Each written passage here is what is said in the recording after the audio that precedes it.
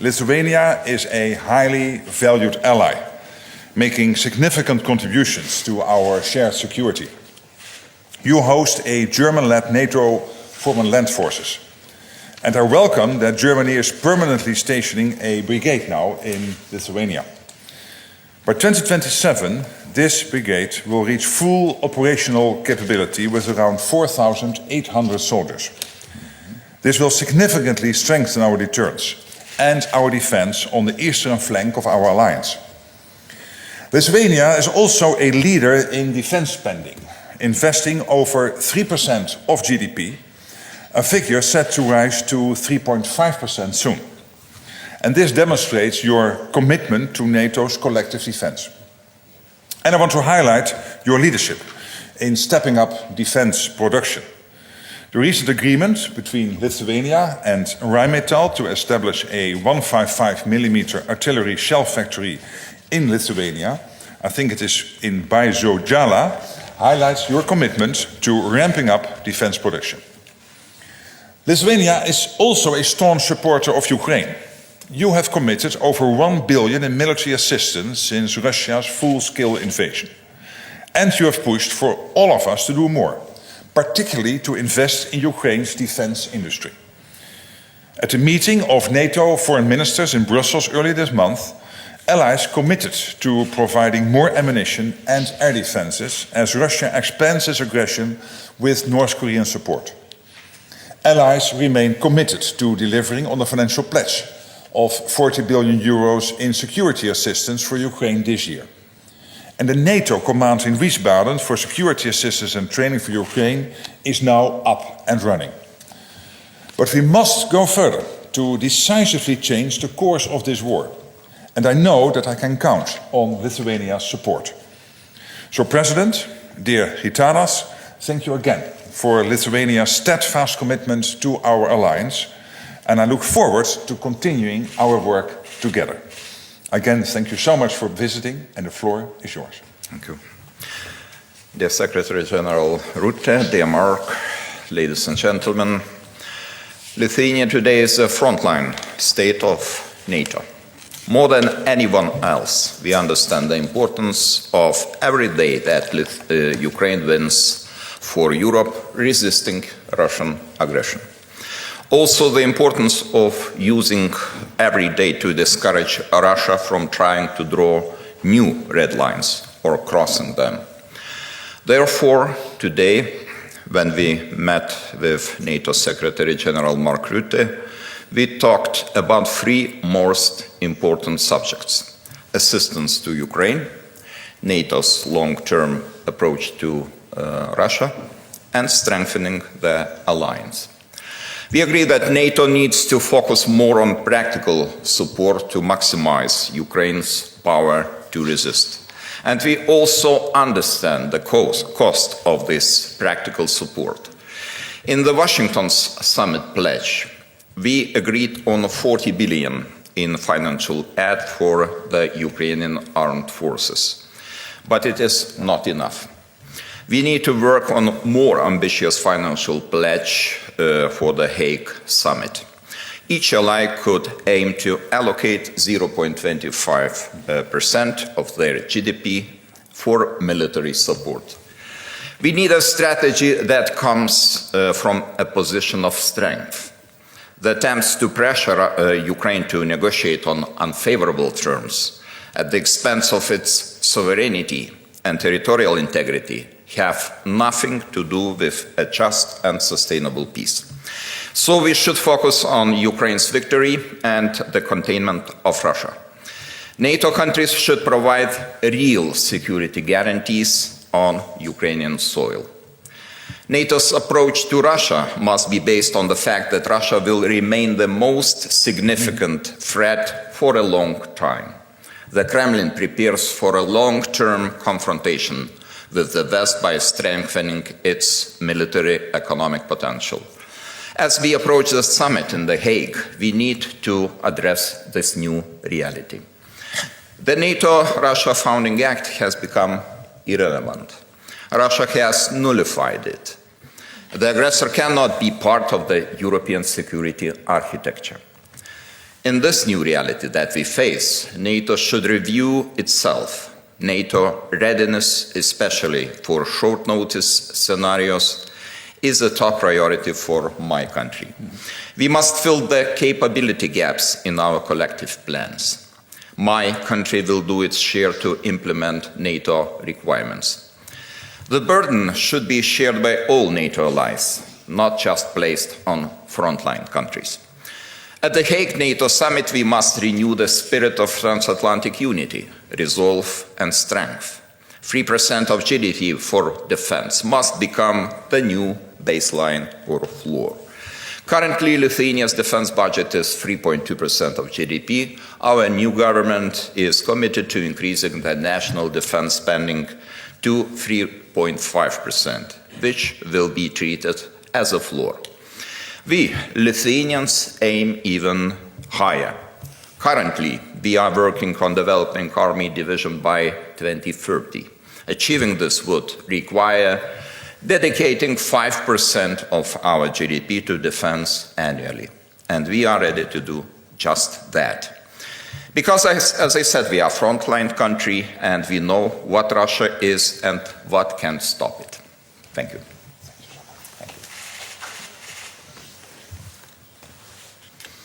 Thank you. I'll take the first question from AFP.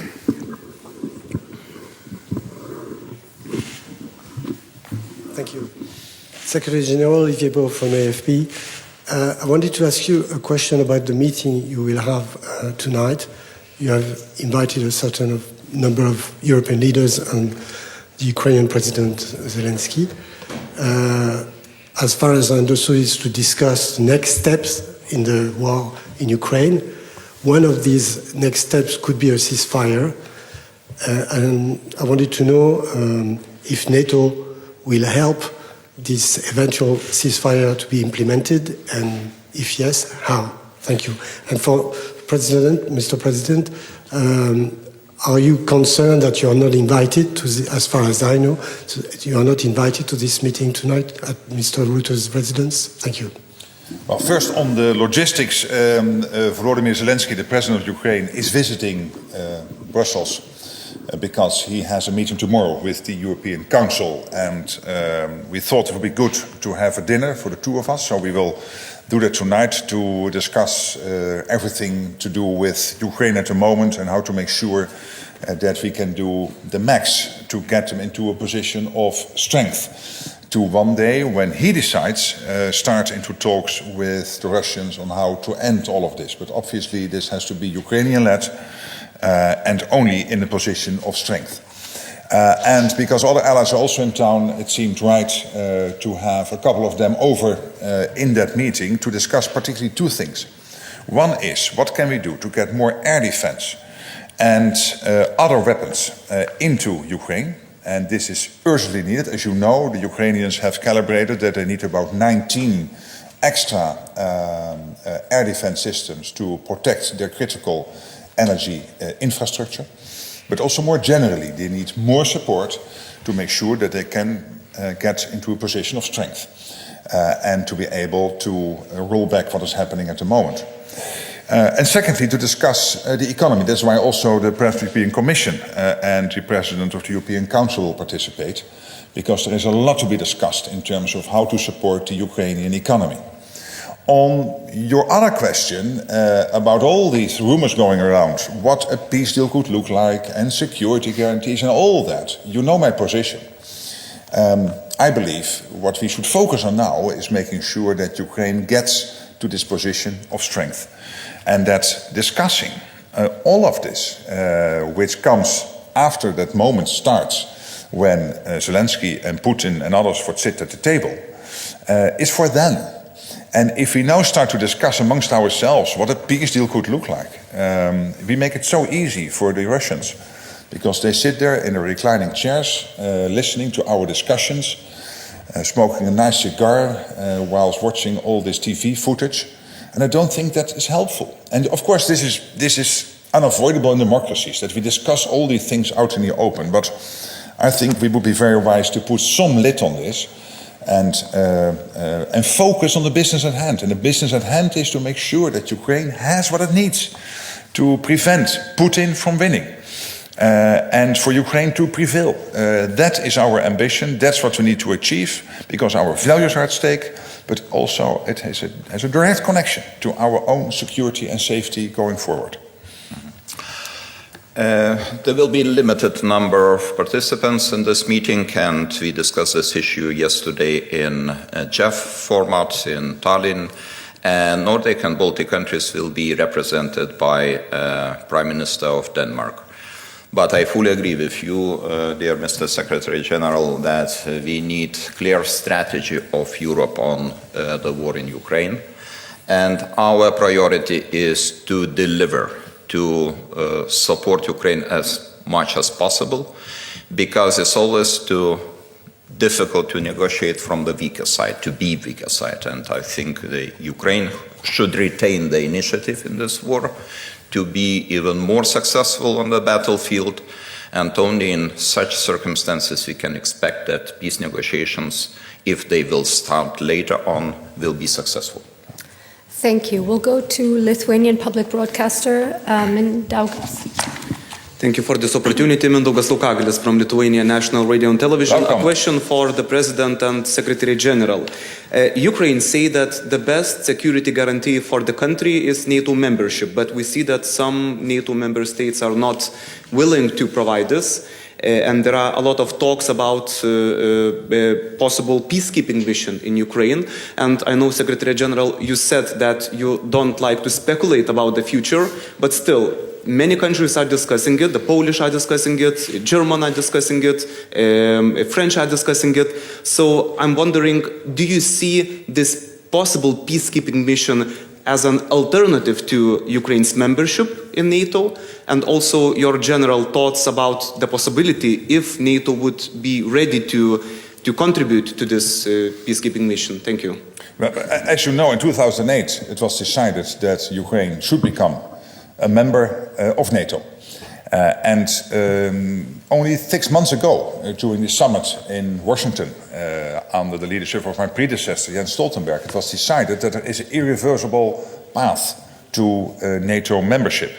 And at this moment, Lithuania and other allies are building that bridge by agreeing on bilateral security agreements with Ukraine, but also through the setting up of the command in Wiesbaden, the joint agency in Poland we are setting up to capture all the lessons from what is happening in Ukraine, and of course the $40 billion pledge, which is concrete military support getting into Ukraine. So that's how we build that bridge. And it is also clear for me, and I think for all allies, that Putin has no vote and no veto on Ukrainian membership of NATO. Now, what exactly the trajectory will be over the coming month, and how this will play yes or no a part in whatever talks will take place in the future, of course we have to discuss. But before we get there, the first priority has to be for us to do everything we can to make sure, as I said to your colleague, that Ukraine is in a position of strength. And at the moment, the front line is moving from the east to the west, and we don't like that. It's very slowly, and the Russians are paying a huge price for this, because they are losing more people and getting more Russians wounded than ever before since February 2022. But still, that front line is not moving eastwards, it is moving westwards. And we have to do everything to make sure that Ukraine is in that position of strength. That is now the first priority. Thank you. We'll take one last question from also Lithuanian media. Okay. Yes, thank you very much. Justina Ilkevičiūtė from LRT. It took more than 10 years for NATO countries to reach the 2% spending on defense target. And last week, you, Secretary General, urged to agree on a new target.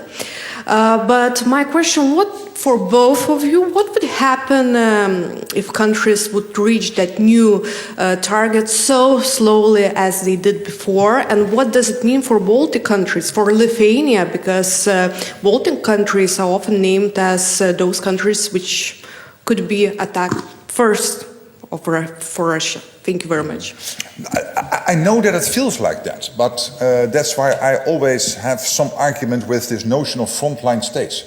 Because I come from the Netherlands. You could also argue that Rotterdam and Amsterdam are frontline cities, that London is a frontline city, that Washington is a frontline city.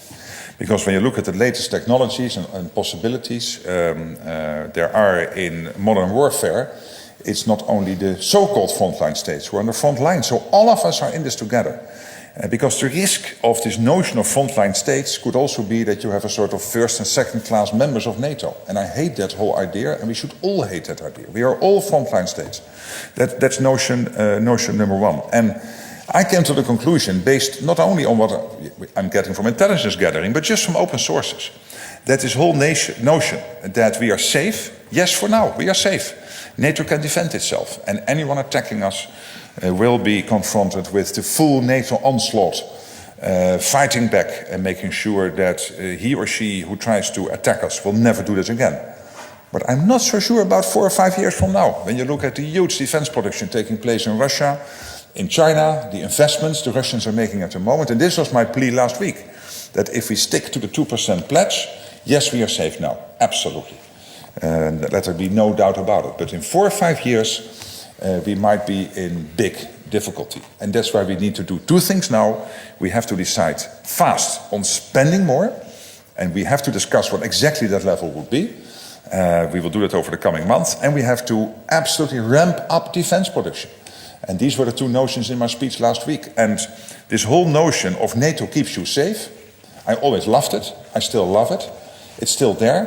But in 4 or 5 years, if we do not act now in the coming months, we might be in difficulty. And that was my, basically the core of my speech last week here in Brussels. Mm-hmm. It's very important to do our job country by country. And as you know, our country is doing a lot and doing a great job in order to increase the defense spending, but not only our country. One country which is our neighbor, Poland, is really leading by example, and it's a very good example to see this benchmark, what could be done if the country is committed to increase the defense spending up to the level which is really adequate to the current geopolitical situation.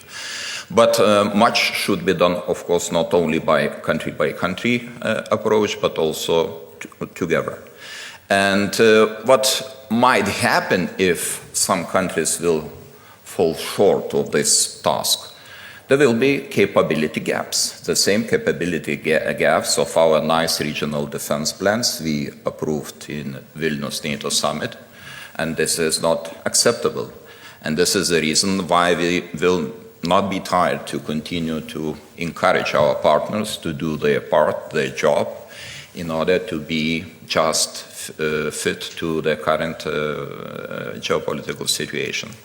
And the more we do, the safer we feel. I already told that Lithuania has a plan to establish national army division until 2030. With the current level of defense spending, we will achieve that target in 2036, 2040. We have not so much time. Nobody will wait for us so long time. In order to finalize this project until 2030, we need 4.5%, 5% of our GDP. And I think this is a matter of short time we will achieve this level, because we have broad understanding in the society that this is the situation where we have to sacrifice even some part of our social needs in order to be independent, in order to be sovereign, because without independence and without sovereignty there will be nothing else.